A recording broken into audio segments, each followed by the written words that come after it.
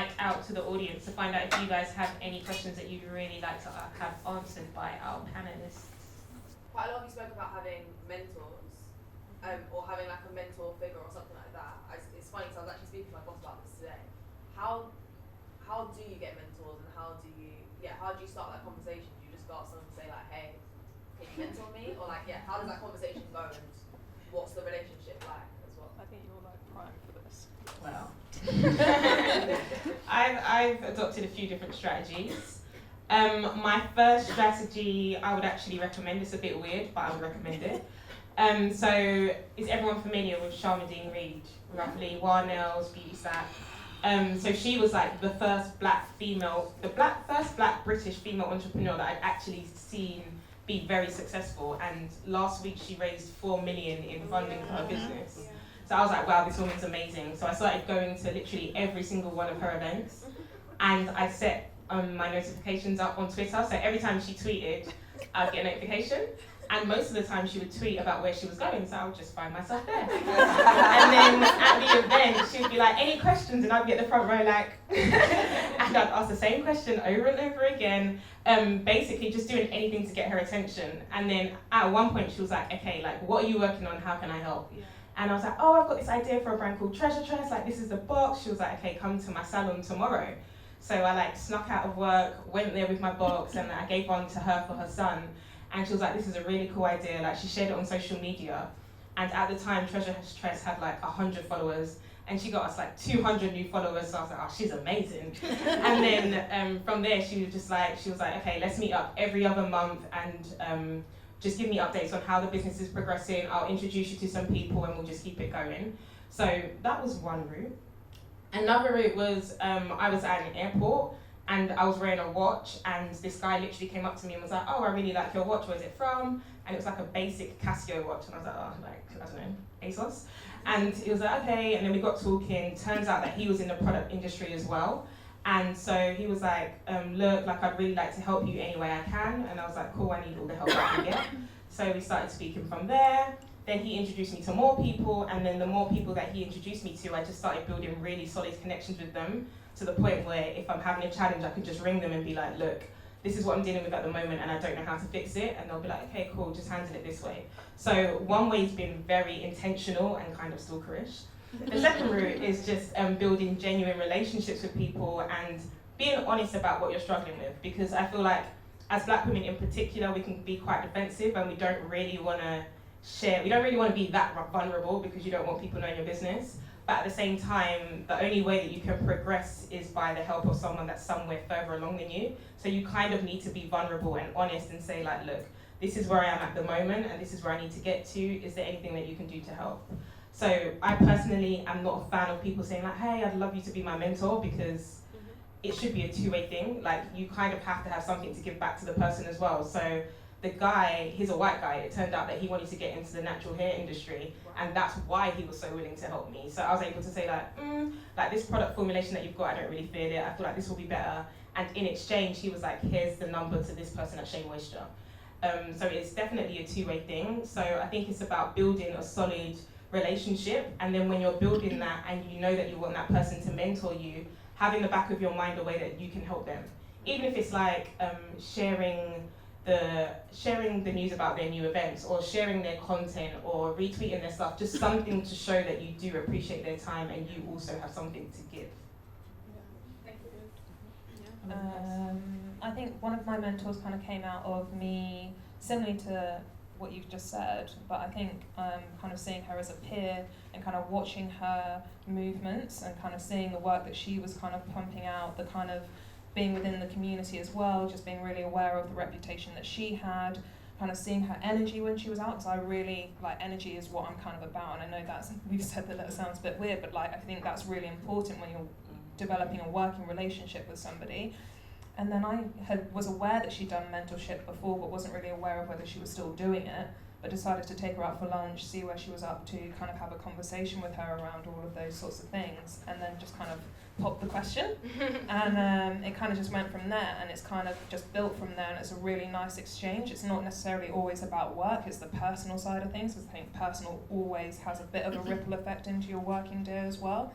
And again, it's like that give back approach. So it's not just it's always an exchange. Yeah. And I feel like there's really key things you can do as well, like always checking in and always giving updates without being prompted. Yeah. So like, I don't know, once a month, like, hey, just wanted to let you know that I'm doing this at the moment, this went really well. And then when you do reach out for help, it's like you're not only reaching out when you need something, you're actually reaching out because you've also got good news to share, and you're actually acting on the advice that they've given you. Because nothing's worse than like really investing in someone, giving them all this advice and then they don't follow it. So I would say that that's definitely really, really important. I'd just add, don't go up to strangers and just say, can you be my mentor? Because definitely weird. I think it's really important to have somewhat of a relationship with them before. Like Jamila was saying, she kept on going to Sharmadine's like events, and you took the lady out for dinner. Did you say for lunch? Yeah. So don't just go up to someone because you admire them and you don't know if it's going to work. I remember I said to my mentor after our first session, let's kind of like see how we go and see if this works, because it might not work. And she was like, are you dumping me already? And I was like, no, but I'm just being honest with you, like it really might not work. Just because you admire a person doesn't mean that they're going to be the right mentor for you. So I'd definitely say that, and always kind of lead the convo, lead your mentor sessions as the mentee. It's not for you to just go and sit there and for them to say, you should do this, you should do that, you need to be really proactive about it. And I think those are the most kind of successful mentor to mentee relationships. Interestingly enough, I don't think any of my mentors, I actually call them categorically, you're my mentor. You know, I think they're just these amazing people, and to be honest, they're all women. There's amazing women that you just happen to, you know, I just happen to learn amazing lessons from.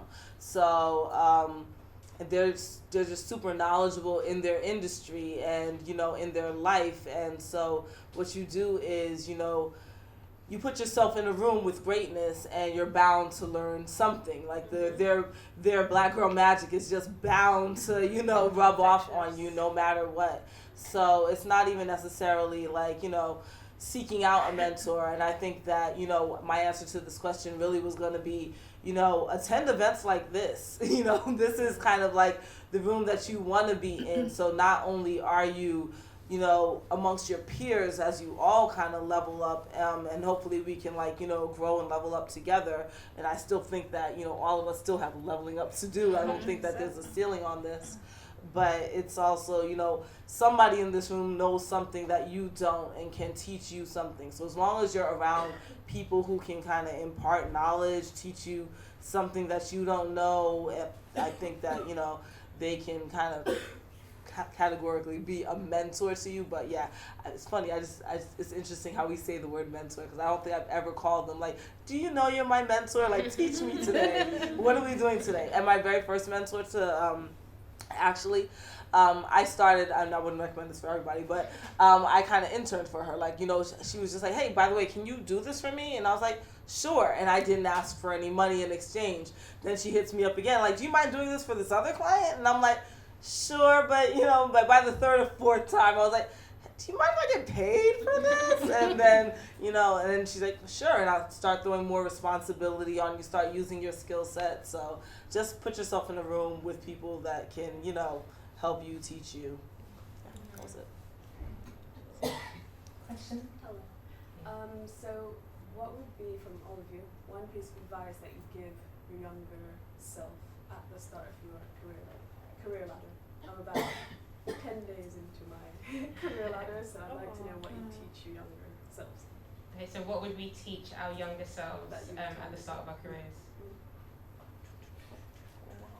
Don't be afraid to go for it. Whatever it is that you want to do, go for that first instinct. Like, I felt like if only I knew then what I knew now, I would have probably not wasted, because I felt like I learned so much along the journey, but I would have got to this point sooner, is the point that I'm trying to make.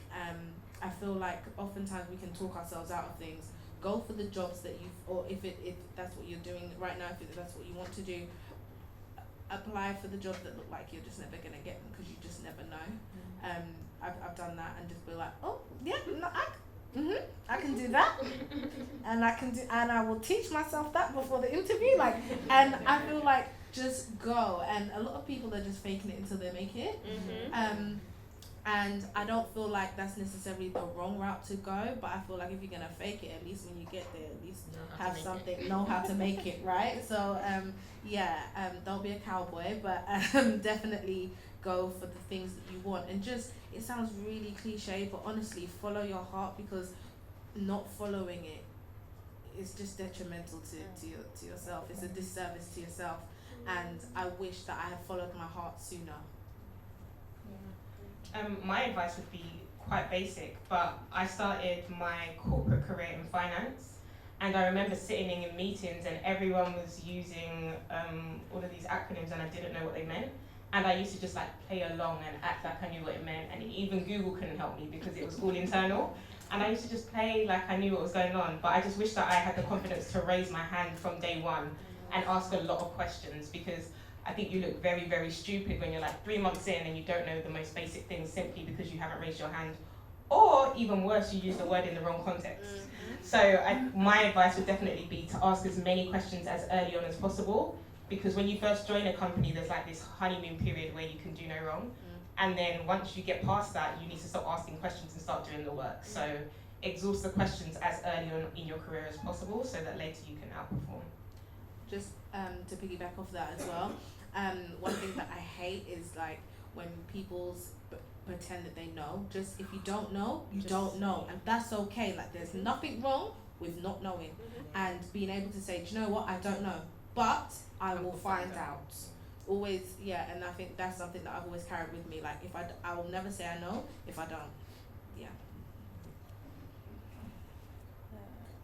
I think patience is a really important thing to have as well, because from my experience, my journey wasn't a linear sort of journey. There were lots of bumps, stops, starts, breakdowns, breakups, carrying on, and I don't think things happen as much as we think everything's instantaneously. Anything that's worthwhile takes a lot of hard work, and I think it's really important on the uprise as well as just to be really aware of who your friends are, who your allies are as well, because there's going to be times where you're going to need one another, and you need to know who those people are that are going to stick by you no matter what happens.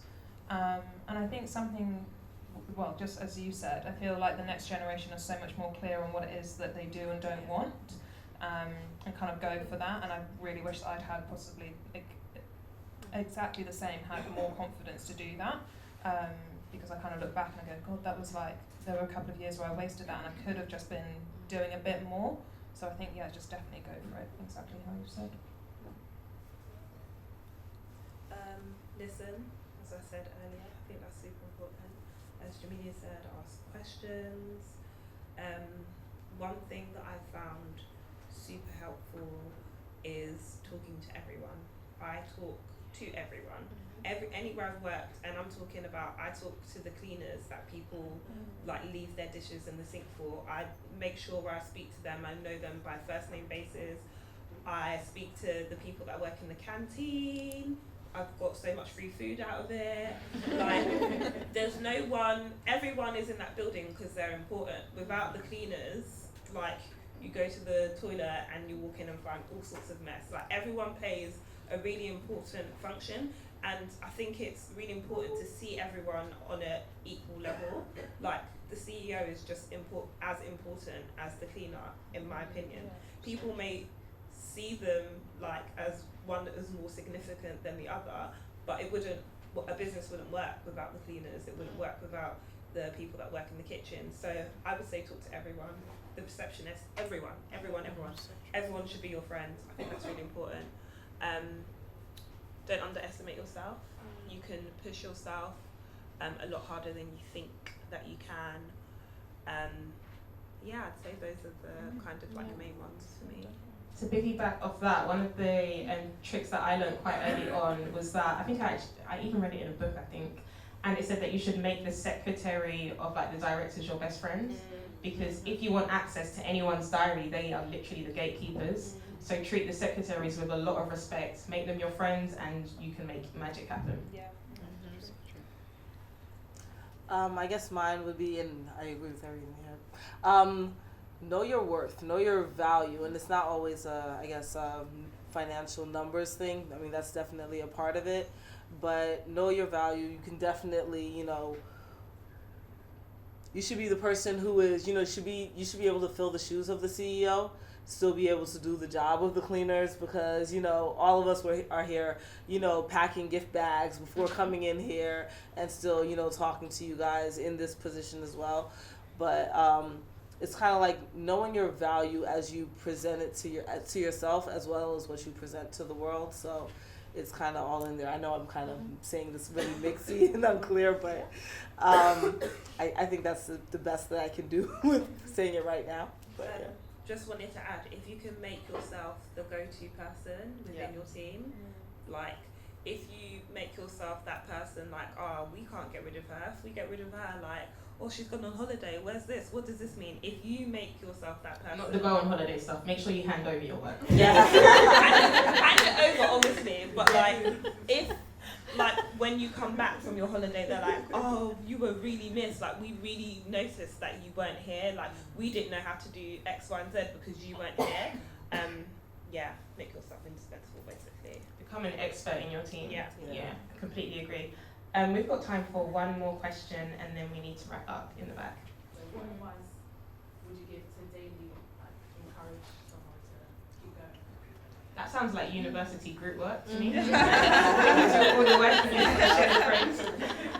Is there room for you to grow? So can you actually get promoted? I've just been promoted and I'm really enjoying this promotion, but it's just people are still coming to me for help. And I want to be nice. People like me there. I like the company, so I don't want to be like, oh, whatever. I'm tired. Being nice in business is overrated, by the way. It's not. That may be the New Yorker in me, but being nice is definitely overrated. And you don't want to be taken advantage of. So I would say if you're in a position where you can fall back just a little bit so that other people can shine, or that you can assign work or projects and that they have to live up to their deliverables, then I would say that might be the best way to go. Just kind of split up responsibilities and make it really clear. So, I'm responsible for A, you're responsible for B. And then when B doesn't come through, it's like, well, and it's kind of clear to everybody. But that's if you're in a position to make that happen. Are you? Kind of. Well, there you go. That's mine. That's how I would do it. I would say, again, it's going to sound really cliche, but don't dim your light for the sake of others not being able to reach or shine the way you do. Don't now drop your standard in order to appease or to meet what is considered the norm. Your norm is your norm, so you do you. And let the chips fall where they may. Obviously, if you're in a position where you can without jeopardizing yourself and the team, but I think it should be a team effort on all fronts. I think, but support needs to be two-way, and it's not fair to anyone to have to carry anything. I'm all for being a leader. I'm all for helping, and I'm all for supporting and being maybe even a pillar or a rock. But what I will not do is carry. I think that's unfair. So I would say don't dim your light, but if you need to do what you need to do to be able to protect your energy as well, go back to that. I would also say seek some clarity as well, because I think you need to be clear about what you're actually striving for, because without that you're always going to feel like you're over delivering and being underpraised. And I would also have a very open dialogue with your manager and be like, look, I would like some more responsibility, or I feel like I'm doing my job really well and I would like to take it to the next level. What do you suggest, or what can you give over to me? Just so that they are aware of the fact that you know that you're good and you're ready for more and you need to be challenged. And I think that will also put some fire up their ass as well, because they need to keep you occupied, because they need to keep you. So I think definitely over communicating and having the open dialogue of, look, like, I think I'm really good. This is what I've done. This is how I've served the team, and I would like to take on more responsibility and I would like to get to here. But before you have that conversation, you need to have that conversation with yourself and be like, look, this is actually what I'm striving for and this is the pathway to get there. I also think that there's something to be said for like possibly trying to empower other people as well. So as much as we're saying about obviously being aware of your situation and how you want to navigate, also there's nothing wrong with also seeing spaces where you can see other people that do. There's always something within a team, right? Everyone always compliments everybody within a team. I'm aware that if people aren't pulling their weight, then that's one element and that's one part of the problem. But there is also something quite nice if you're in that position where you've been promoted, is to try and inspire and empower people along to do the same thing. So that would be another point for me as well. It's a very nice approach. That is a nice approach. Cool, and that's pretty much all we've got time for.